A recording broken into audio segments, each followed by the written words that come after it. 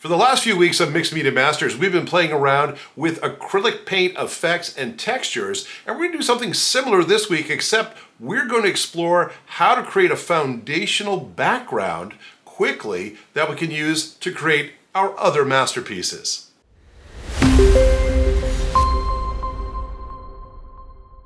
Hello makers, and welcome to Spectiva Studios. If this is your first time here, then welcome. Good to have you here. If you love talking about art and making creative things using all sorts of mixed media tools, this might be the place you want to stop by on a regular basis. We drop a video every single week. We'd love to have you subscribe so we can talk to you some more.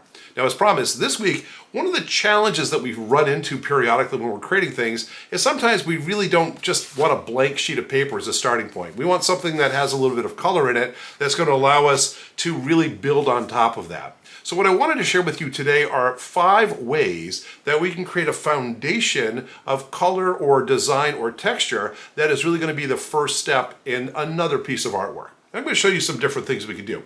Our first technique, I have a ramekin here. I'm going to grab some of my blue acrylic paint and drop it in the ramekin. I don't need too much. What I'm trying to do is I'm going to create, in essence, a wash. I want to create something that's going to give me just a sense of color without being super saturated. So let me come in here. I'm going to do the same thing. I have some purple. Put it in here, about the same amount. And what I'm going to do is I'm going to add a generous supply of water to both of these. And we're going to get a wash. I don't want this to really come across as being paint by the time I'm done.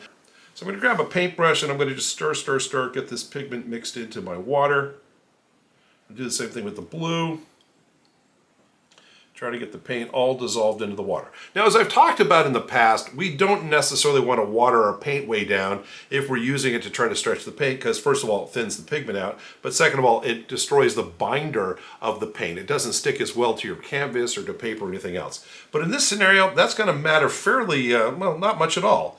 Because what we're simply doing here, and by the way, you'll notice I put a protective sheet down on my work table here, because what I'm really trying to do is I want to just take this wash that we have now, and I want to just kind of pour it and make a bit of a puddle here, and maybe just take my paper and kind of steer my little droplets of color around. Okay, might need to kind of go in there and maybe get my finger to break the surface tension a little bit, get this somewhat wet. But the objective is I want to get color on the background that is not going to be the dominant color. It's just simply going to be a starting color for whatever we end up doing with this piece of paper. And again, make sure you protect your work surface unless you want to get, you know, watery paint on everything. All right, now that we have that a little bit, I'm going to just kind of splash some more of the purple in here, splash a little bit of the blue in here. And by the way, one of the things I'll mention also, depending on the type of paper you're using, when it gets wet, I should say, when it gets wet, it may have the tendency to curl. So being able to pull it back into position, and again, we can use our fingers to kind of smear and get the dry areas here. But holding it down or having something that can hold it down while it dries will give you what you need.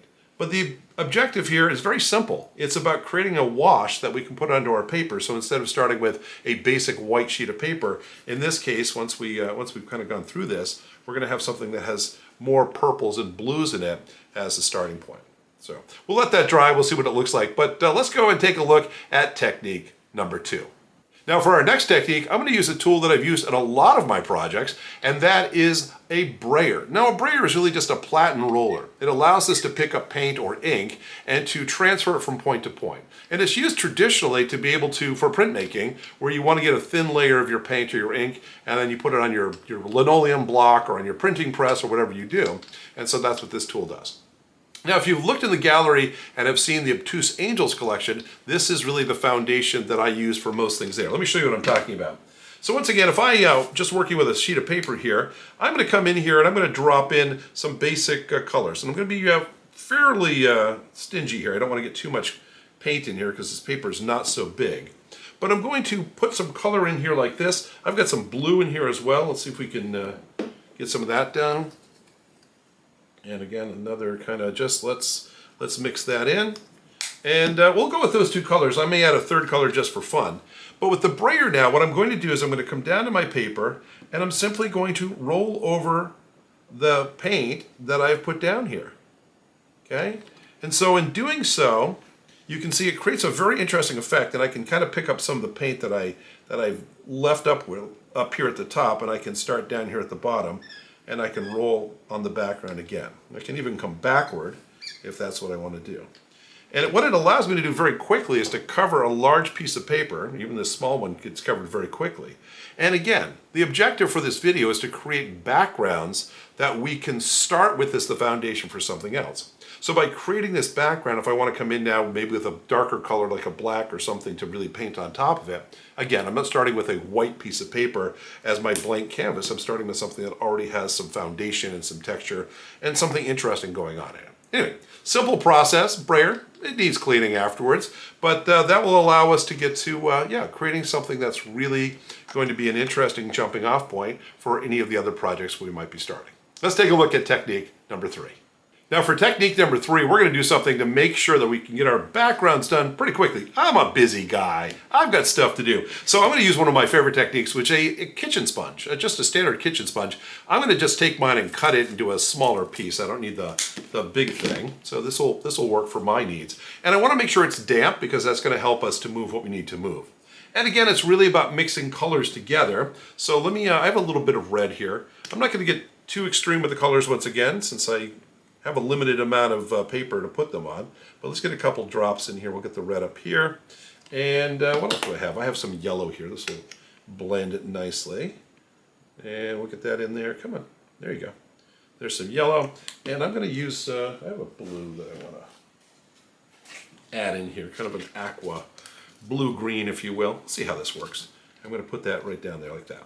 Okay, so I have some basic colors on my paper, but now what I want to do is I want to blend them together. And we've talked about blending techniques using paintbrushes and how much moisture we should have. A wet sponge does a really good job. So I'm going to start with my brighter colors, or my less bright color, my yellow first, because I don't want to get this all messied up with the green color when we start moving it around. But I'm going to come in and I'm just basically just painting it on the page. I'm just spreading it around. And now that I've gotten that done, I can pick up some of this blue color. And again, I'm going to kind of work down here. But when I get to the overlap between the colors, I'm going to try to blend it in best I can. Now again, you might find yourself in the need for a little bit of moisture in some of these blendy areas. So you can just drop it in there, do yourself that favor. And so I can create a better demarcation between my yellow and my green if I want to make it a little bit softer. I can also turn my sponge around if I have part that's already covered with paint. Actually, I'm going to turn my paper around just so I can reach it easier. And let's do the same thing with the red color. Come in here, and again, we're just moving that paint around. We're moving that pigment around, and we're going to fill in all the spots and cover up my fingerprints, which I'm leaving here. But again, if I want to come in between the red and the yellow, and kind of create an interesting blend between those two areas, I can do that as well. Now this is a very, very straightforward approach, and what I'm creating here again is not designed to be a final masterpiece. It's really designed to be a jumping off point, a starting point for another piece of art that I want to create. And again, laying down a foundation allows me to start to put black colors on here, darker colors, even white, but things that this will be the foundation again, as opposed to just a standard straight piece of white paper. All right, so sponge, really, really simple way to do it. You can wash these and reuse them a whole bunch of times as well. And then again, if you want to just cut new pieces off, these aren't incredibly expensive and you can get a lot of effect out of it. I just find from a blending technique, it's often a lot faster and easier than just using a paintbrush. So there we go. That is our third technique. Come on back, let's check out number 4. For our next technique, we're going to explore what happens when you use a standard house painting brush. So I have a big brush, it's a 4-inch brush, and what I want to do here is something that's going to make it very easy once again for me to blend my colors. Let me show you what I'm talking about. I've got a couple of ramekins in here that's some thinned down, some fairly wet paint. And what I want to do is I'm just going to reach my paintbrush in on one side, and I'm going to reach my paintbrush in on the other side. And what I want to do is create, if you can see there, kind of a two-tone effect on my paintbrush. Now this paint is fairly wet, but what I'm going to do is I'm going to just kind of start and I'm going to paint it across. I'm going to paint it across and back and forth like this. And we're going to get a blend, and then I'm going to come down and do it like that. And I can flip it over if I wanted to and be able to kind of just create a blend that way. But the objective, again, is to create something that is not a blank piece of paper that's going to have an interesting effect on it. Probably should have taped this down before I started. But we can create something, again, that is going to be kind of interesting. And again, if I want to come back in here and actually get some more blue, because it's getting washed out, I can pick up some additional paint and put that where I want it to go. Right? So again, maybe overkill a 4-inch brush for a 5-inch piece of paper, but it does the trick, it does it quickly, and now once that dries, I have a jumping off point and something I can build something else on. All right, one more technique to go right after this.